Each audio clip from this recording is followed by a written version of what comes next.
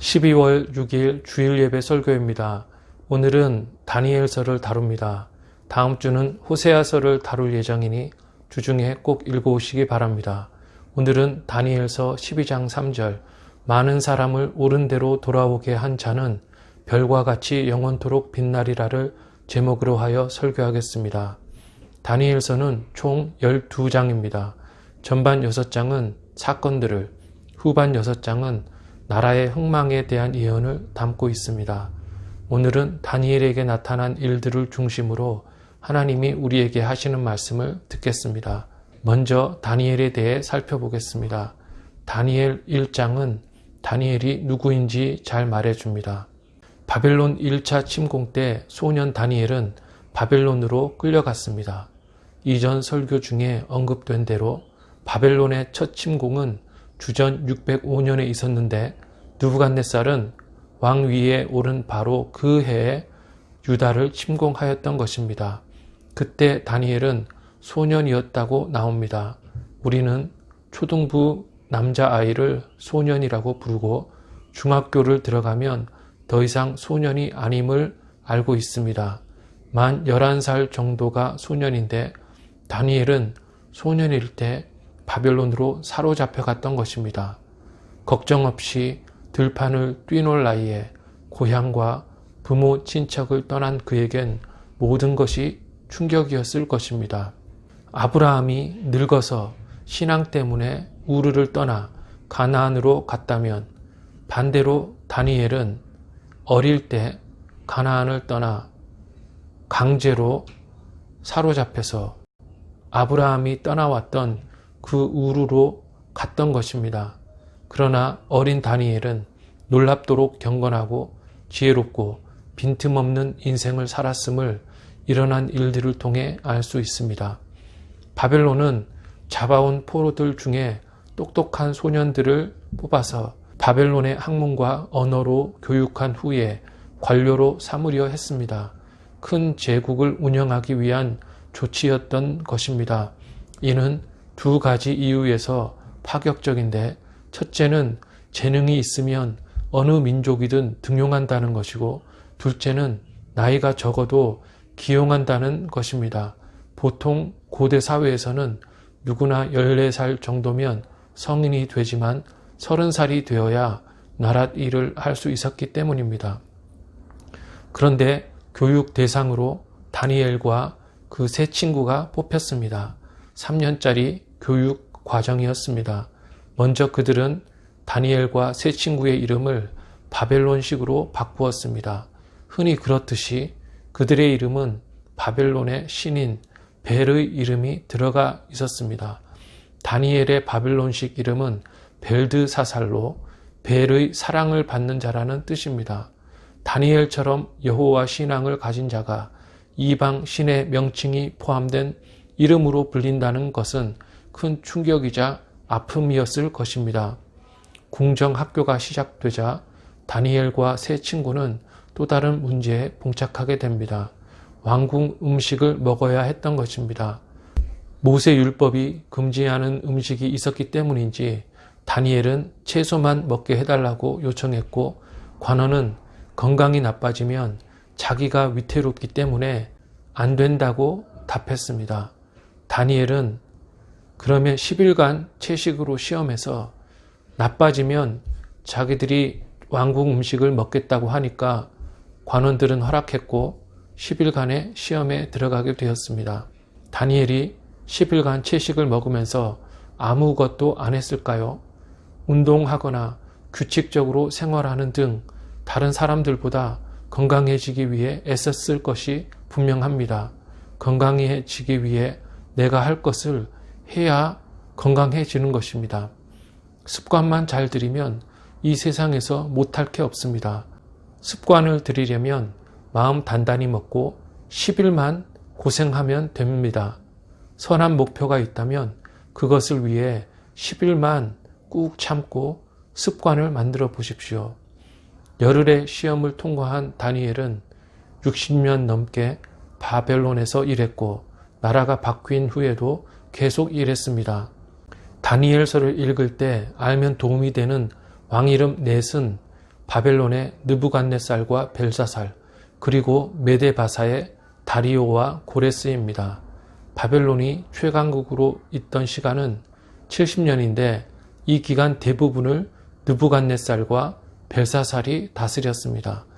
느부갓네살은 560년 정도까지 40년 이상 다스렸고 그의 손자 벨사살은 539년에 메데바사에게 망할 때까지 20년 이상을 다스렸습니다.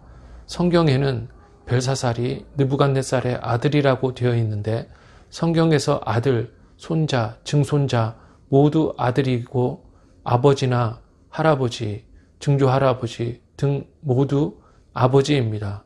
벨사살이 느부갓네살의 손자이지만 아들이라고 표기되어 있는 것은 바로 이 이유 때문입니다. 벽에 손이 글을 쓴 사건이 있던 날 밤에 벨사살과 바벨론은 메데바사에 망하고 말았습니다. 그들은 가장 강한 나라를 만들었다고 자만했지만 단기간에 패망하고 말았습니다. 그리고 메데바사의 다리오 왕과 고레스 왕이 언급됩니다. 메데바사가 바벨론을 무찌를 때 메데의 다리오와 바사의 고레스가 연합하였습니다. 메데와 바사는 둘이 하나로 연합한 나라이며 시간이 지나자 바사로만 남게 되었습니다. 다니엘은 바벨론이 최강이던 때의 대부분 동안 사역했는데 다른 대선지자와 마찬가지로 강대국의 흥망을 예언했습니다.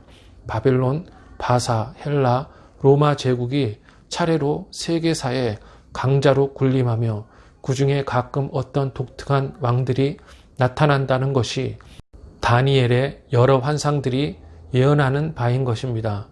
우리는 역사를 통해 이미 알고 있는 사실들이지만 당시에는 엄청난 예언이었을 것입니다. 다시 최강국의 흥망을 요약하자면 아수르를 무너뜨린 바벨론은 70년 만에 메데바사에게 무너지게 되었습니다. 바사, 즉 페르시아 제국은 40년 정도의 전성기를 누리다가 3차에 걸친 그리스와의 전쟁에서 패함으로써 쇠퇴의 길을 걸었던 반면에 그리스는 그 전쟁에서 승리한 후에 점점 강해지다가 결국 알렉산더 대왕 때 가서는 영토를 넓히며 그리스 문명을 확산시키게 되었던 것입니다. 마게도냐 출신 알렉산더 대왕은 넓은 지역을 통일하면서 헬라 제국을 세우지만 그는 30대 초반에 죽고 헬라 제국은 넷으로 나뉘어지게 됩니다. 죽기 전에 알렉산더 대왕은 나라를 넷으로 나누어 네 장군에게 하사했으며 넷으로 나뉘어진 헬라 제국은 지중해 지역의 민족과 문화에 큰 영향을 끼치게 됩니다. 그러다가 헬라 제국은 주전 31년 악티움 해전에서 패배하면서 로마의 패권을 내어주게 됩니다. 주전 8세기에 건국된 로마는 200년 동안 왕정으로 있다가 공화정을 채택한 후에 500년 동안 공화정을 유지하였으며 예수님 탄생 수십 년 전에 지중해 패권을 헬라 제국으로부터 쟁취한 후에 황제가 다스리는 제국이 되었습니다. 로마의 첫 황제는 성경의 발음으로 가이사 아구스도입니다.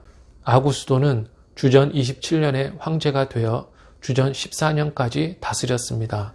바로 첫 황제 아구스도 때에 예수님이 태어나셨던 것입니다. 그 전까지 로마는 오랫동안 매년 투표로 행정관 2명을 세워 정치를 맡기는 공화정이었지만 예수님 오시기 30년 전에 제국이 되었던 것입니다. 권력자들이 그러하듯이 로마 황제들은 기독교를 박해했습니다. 박해와 순교자의 피로써 기독교는 더욱 빠르게 성장했고 거의 모든 사람들과 황제까지 신자가 되었을 때 박해가 멈추었습니다. 박해의 이유는 기독교의 급성장 때문이기도 했는데 특히 심했던 박해를 10대 박해라고 부릅니다. 기독교를 박해했던 로마는 콘스탄티누스 황제 이후 기독교를 공인하고 국교로 만들었고 그 후 얼마 있다가 통치의 효율을 위해 동서로마로 나뉘어지게 되었습니다. 동서에 황제와 부황제를 각각 두었던 로마는 결국 동로마와 소로마로 갈라지게 되었으며 소로마 제국은 476년에 야만족의 침입으로 망하며 비잔틴 제국으로 불리던 동로마는 1453년에 오스만 제국에 망하게 됩니다. 소로마가 망할 때 중세가 활짝 열렸습니다. 이렇게 역사를 조금 장황하게 설명하는 이유는 다니엘서가 바벨론, 바사, 헬라, 로마로 이어지는 제국의 변화를 반복적으로 예언하고 있기 때문입니다. 다니엘서에 나오는 큰 신상, 큰 나무, 네 짐승 환상 등의 환상들은 모두 이 네 제국에 관한 예언이며 그 가운데 나타나는 왕들과 헬라 제국의 사분열, 로마의 동서분열을 뜻한다는 것을 언급하면서 역사에 대한 설명을 마치겠습니다. 다니엘 이야기로 돌아가 보면 다니엘은 여호와를 믿는 신앙이 매우 강했고 지혜로운 자였음을 알 수 있습니다. 일하면서도 다니엘은 70년 만에 다시 예루살렘으로 돌아갈 것이라고 예레미야 선지자가 예언한 것을 잊지 않았고 돌아갈 날을 고대하며 일했습니다. 예루살렘을 향해 시간을 정해놓고 기도했으며 생명이 위협을 받아도 신앙을 굽히지 않았습니다. 신앙을 굽히지 않으려면 목숨을 각오해야 됩니다. 제국의 관료가 된다는 것은 항상 목숨이 위태로움을 내포합니다. 많은 왕들은 정신불안증을 앓았습니다. 네로 왕은 노래를 한 후에 한 사람을 꼭 집어서 자기가 노래를 잘했는지 물어보았습니다. 노래를 잘했다고 하면 거짓말했다고 죽이고 못했다고 하면 기분 나빠서 죽였다고 합니다. 말과 행동이 조심스럽고 지혜로워야 왕 앞에서 오래 일할 수 있는 것입니다. 신실한 다니엘은 그렇게 일했습니다. 또한 다른 피정복 민족들 출신 신하들의 질투와 견제가 항상 있었습니다. 다니엘이 사자굴에 갇힌 것도 다니엘의 탁월한 지혜와 신앙에 대한 다른 신하들의 질투 때문이었던 것입니다. 경건했던 다니엘은 열악한 환경 속에서도 진리를 굽히지 않고 타협하지 않고 신앙을 지켰습니다. 그런 상황과 제국 가운데 다니엘은 오래 일했습니다. 다니엘은 자신의 삶과 사역을 통해 하나님을 알리려고 애썼습니다. 다니엘의 사역 때문인지 느부갓네살 왕은 신상 꿈을 꿀 때, 풀무불 사건 때, 큰 나무 꿈을 꿀 때 여호와 하나님을 믿는 듯했습니다. 왕은 창조주 하나님을 찬양하고 높였습니다. 그러나 느부갓네살은 세상의 부귀영화와 권력 때문에 신앙이 자라지 않았고 오히려 더 악해져만 갔습니다. 금, 은, 놋, 쇠, 진흙으로 된 신상 꿈 이야기를 통해 느부갓네살은 역사의 주관자 하나님을 알게 되는 듯 했으나 그때뿐이었습니다. 왕은 다른 환상을 보았습니다. 하나님은 바벨론과 왕이 큰 나무이며 거기에 온 새들과 짐승이 깃들이지만 그 나무가 잘려지리라는 환상을 통해서도 마찬가지로 하나님을 믿지 않으면 망한다고 경고하셨지만 느부갓네살은 처음에는 신앙이 생기는 것 같다가도 다시 깨달은 것을 잃고 말았습니다. 풀무불 사건을 보면 느부갓네살은 하나님을 잊어버렸음이 분명합니다. 수십 미터 되는 신상을 세워놓고 거기에 절하지 않으면 죽이겠다고 했으며 거기에 다니엘의 세 친구가 들어가서도 타지 않은 것을 보면서 하나님을 찬양하면서도 믿지 않았습니다. 결국 한 사람이 변하는 것은 쉽지 않습니다. 느부갓네살은 전능하신 하나님의 역사를 보았지만 바뀌지 못했습니다. 그러나 여기서 큰 핵심은 다니엘을 통해 느부갓네살과 바벨론 백성들과 바벨론으로 잡혀온 모든 민족들이 지속적으로 하나님에 대한 복음을 보고 들었다는 것입니다. 신자가 세상 나라 속에서 산다는 것이란 세상에서 왕이나 동료들에 대해 제사장이 되는 것입니다. 듣든지 아니 듣든지 전하고 보든지 아니 보든지 빛을 발해야 하는 것입니다. 그런데 다니엘은 나라가 흥망하는 예언을 깨닫고 나서 매우 두려워했다고 성경은 기록합니다.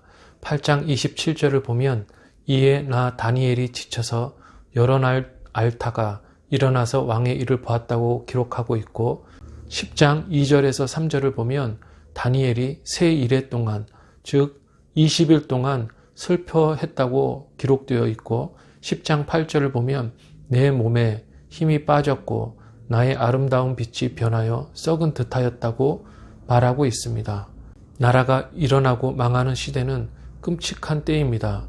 조선이 대한제국이 되고 대한제국이 일본 식민지가 되고 또 미군정 아래에 있다가 대한민국이 된 과정은 고난의 시기였습니다.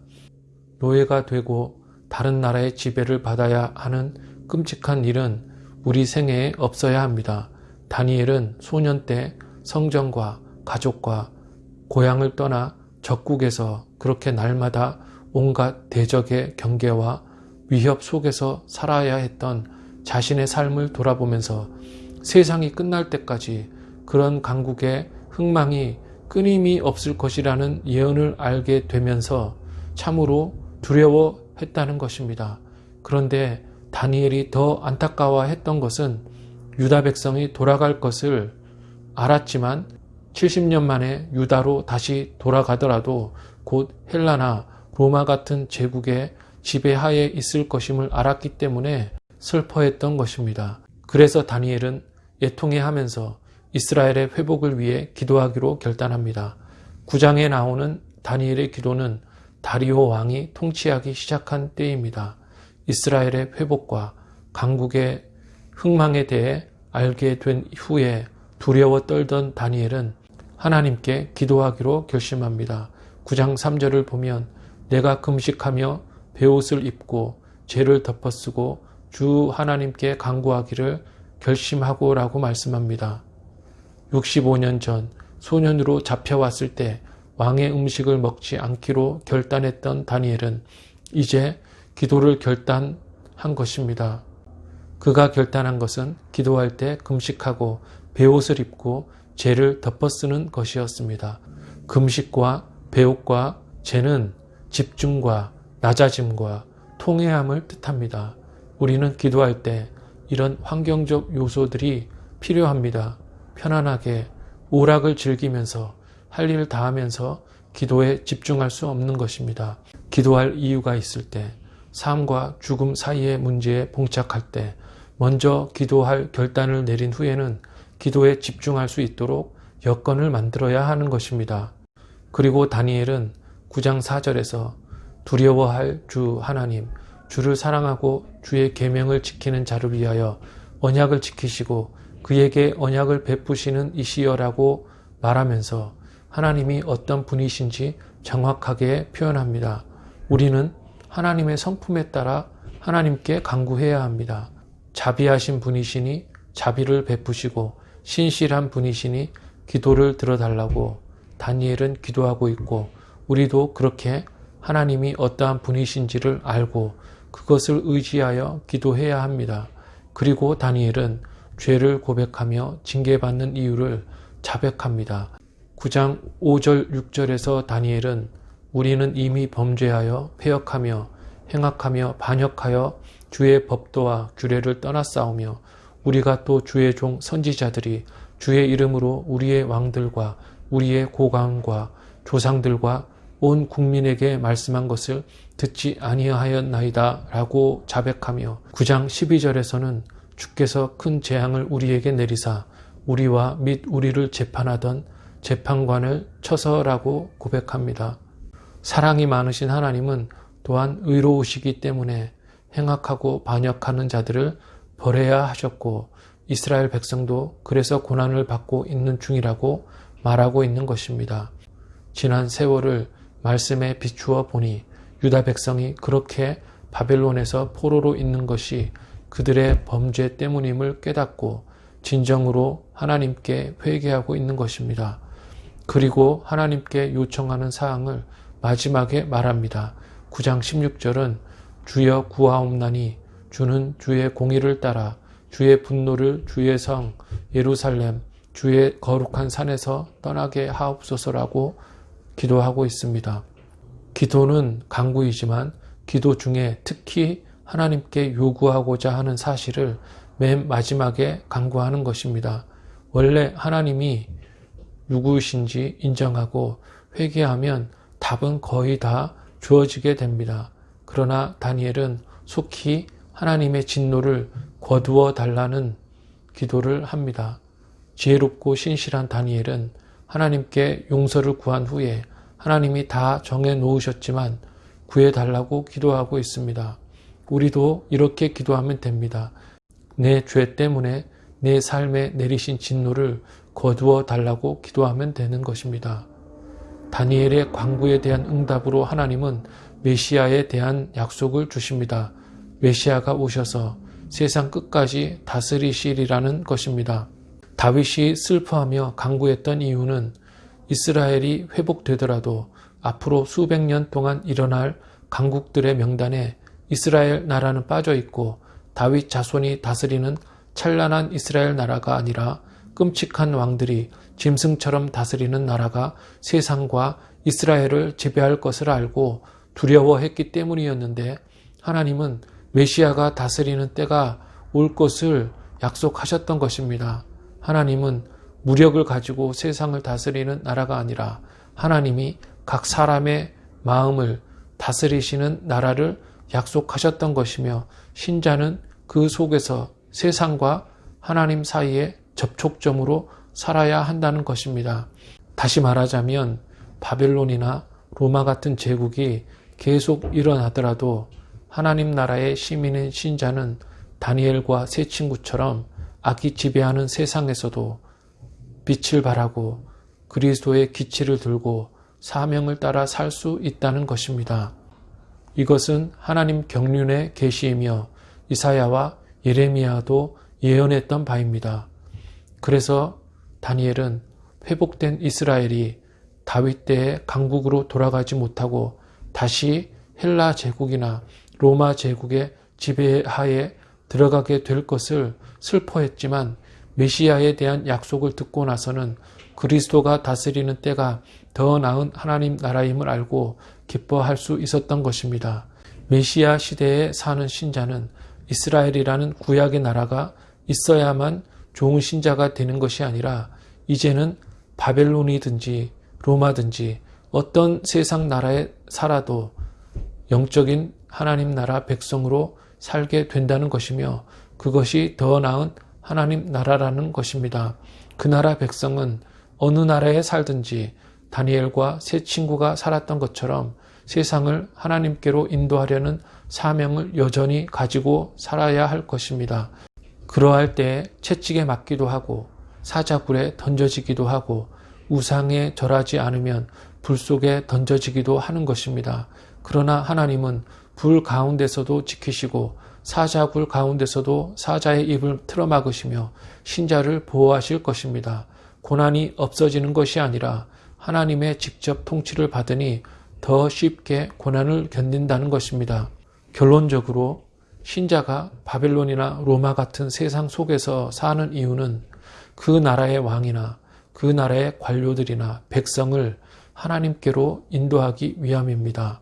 유다와 예루살렘 성전이 있어서 거기로 만 백성과 먼 섬들이 오는 것이 아니라 이제는 하나님 나라 백성들이 온 나라와 땅끝까지 가서 거기서 빛을 발하는 한 개인 신자가 자기가 살고 사역하는 곳에서 빛을 발하는 나라가 되니 더 나은 것입니다. 그렇게 한 곳에 있던 이스라엘이 온 세상에 한 개인으로서 퍼져서 하나님 백성으로 살 때에 믿지 않는 사람들을 하나님께로 인도할 수 있는 것입니다. 그래서 다니엘서 12장 3절은 많은 사람을 옳은 대로 돌아오게 하는 자는 별과 같이 영원토록 빛나리라고 말씀하는 것입니다. 빛을 발하여 등대가 되고 기치를 들어 많은 이들을 하나님께로 오게 한 자들이 받을 복은 별처럼 빛나는 것이라고 말씀합니다. 신자는 다니엘이나 그의 세 친구처럼 세상 어디에 있든지 어떤 상황에 처하든지 무슨 일을 하든지 가나안 지역의 예루살렘에서 빛을 내는 것이 아니라 내가 사는 곳에서 빛을 발하는 것입니다. 느부갓네살 왕 같은 자에게도 빛을 발하고 그의 관료들과 바벨론에 있던 만민족에게도 거기서 빛을 발하는 것입니다. 그것이 다니엘이 바벨론에서 일하는 신자로서 가졌던 삶의 목적이 아닐까요? 하나님께로 오게 한다는 것은 하나님이 누구이신지 알게 하여 그를 예배하게 한다는 것입니다. 이것을 성경은 지식이 더한다는 구절로 묘사합니다. 물이 바다 덮음같이 하나님을 아는 지식이 충만해지는 것, 하나님을 알고 하나님의 경륜을 알고 하나님이 만드신 세상을 알고 세상 안에서 살아가는 것이 우리의 사명이며 그것을 알게 하는 것이 바로 전도이기 때문입니다. 그렇기 때문에 우리는 바벨론이나 로마 같은 땅에 사는 것입니다. 사명을 올바로 알고 마음을 올바로 먹고 살아야 합니다. 세상의 본질과 인간 본성은 세상 끝까지 변하지 않을 것입니다. 한국이나 미국이나 바벨론이나 로마나 어떤 나라든지 그 부패한 본질은 같고 그 나라 시민의 본성도 같은 것입니다. 우리는 어떤 나라와 어떤 시대에 살든지 신자의 사명을 내가 있는 곳에서 다 해야 하며 이것이 그리스도가 우리의 왕으로서 우리를 다스리시며 우리는 하나님 백성이라는 말인 것입니다. 성도 여러분, 다니엘처럼 많은 사람을 옳은 대로 돌아오게 하여 별과 같이 영원토록 빛나는 자가 되기를 주님의 이름으로 축원합니다.